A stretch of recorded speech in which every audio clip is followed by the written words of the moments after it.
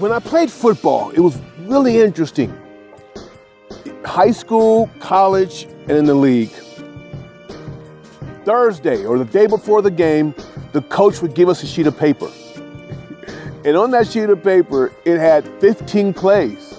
And the coach would say, these are the first 15 plays of the game. Now, it really tripped me out because I'm like, wait a second, the game hasn't even started yet, but yet you're scripting the first 15 plays. Now, what happens if something happens or this and this goes wrong or there's a fumble? He's like, whatever happens, we are going to run these plays to start the game off. Since then, I think every team has it. It's called scripting. And it's very interesting. It's a very interesting dynamic behind that. Because I'm thinking, okay, the 15 plays are ran, you get familiar with what's happening, but it's much deeper than that. What's happening is that we are saying to the other team, we are saying to the fans, we are saying to the spirit realm, this is what we are going to do. In other words, we are making the other team react to us. We are taking the authority. Now, life happens for most of us in reverse. We see things happen and then we react or we respond accordingly. But in the game scenario, we are now dictating, we are now imposing our energy, imposing our thoughts, imposing our will to the atmosphere, and we're making it react or respond to us. In other words, we're ceasing to be the actual thermometer. Now we're being the thermostat. We're setting the tempo and it's radiating from us. It's called scripting. So I was able to adopt that same concept and that mindset in life.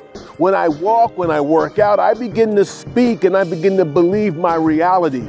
And I've watched how reality responds or reacts to me accordingly. Now, it's not perfect, it's not 100%, but I'm now moving with an energy to saying, I'm going to dictate to life. Life is not going to dictate to me. In any circumstances, eventually I win. Why? Because I've already won. I win in the end because I've already won. And I'm opposing my will in this world's operational system. Now, I taught the same technique to my son, actually before he was born. I would say, son, you're a world changer. You're this, and you're a child of God, and you're a leader. And I would speak over him inside my wife's belly every night. I would say those words. And after he could say mama and dada, and food, of course, I taught him these words from the age of, 2 or 3 years of age up until today. He speaks it and he manifested just about every single thing he has spoken. He's now a leader. He's now doing well. Why? Because he created in the atmosphere first and then it manifested second. And if you don't believe me, I believe I have an old clip that talks about that shares or gives an example of him speaking that. Check it out. I'm going to just share with you one of our private rituals. I believe that speaking positive affirmations over yourself is essential. So Caleb, I want you to tell the world what you speak over yourself each and every day. Go for it. Look at the camera. I'm a world changer. I'm a child of God. I'm a leader. And leaders always look to where they're going to and know what they're going through. And black is beautiful.